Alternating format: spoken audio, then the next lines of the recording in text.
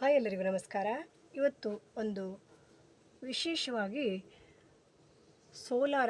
Selco solar ಬಗ್ಗೆ ಒಂಚೂರು ಮಾಹಿತಿಯನ್ನು ಕೊಡ್ತಾ ಇದ್ದೀನಿ.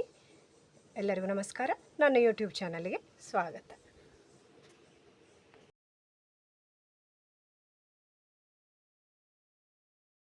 ಬ್ಯಾಂಕ್ನಲ್ಲಿ ಲೋನ್ ಮುಖಾಂತರ ಕೂಡ ಕೊಡ್ತಾರೆ. ಇದನ್ನು ನೋಡಿ ಉಪಯೋಗ ಪಡ್ಕೊಳ್ಳಿ, ಓಕೆನಾ? ಹಾಗೆ ಮಳೆಗಾಲದಲ್ಲಿ ಬಿಸಿ ಇರಲ್ಲ, ತಣ್ಣಗಿರುತ್ತೆ, ಏನು ಮಾಡೋಕ್ಕಾಗಲ್ಲ. ಆಗ ಸೌದೆ ಒಲೆ ಹಾಕಿ ಬೆಂಕಿ ಹಿಡಿಸೋದೇ ಆಗುತ್ತೆ ಅಲ್ವಾ? ಇದು ನೋಡಿ 250 ಲೀಟ್ರು ನೀರು ಹಿಡಿಯುವಂಥದ್ದು, ತುಂಬಾ ಚೆನ್ನಾಗಾಗುತ್ತೆ. ಅವರೇ ಬಂದು ಎಲ್ಲ ಜೋಡಿಸ್ಕೊಟ್ಟು ಹೋಗ್ತಾರೆ.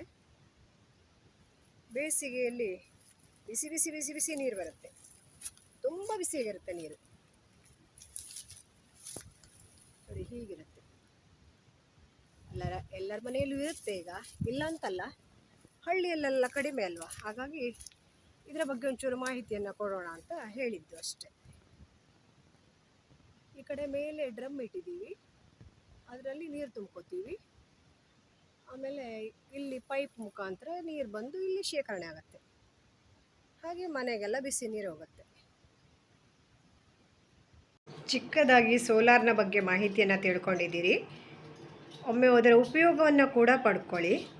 Thank you so much. ಮತ್ತೆ ಮುಂದಿನ ವಿಡಿಯೋದಲ್ಲಿ ಸಿಗ್ತೇನೆ. ಬಾಯ್ ಬಾಯ್.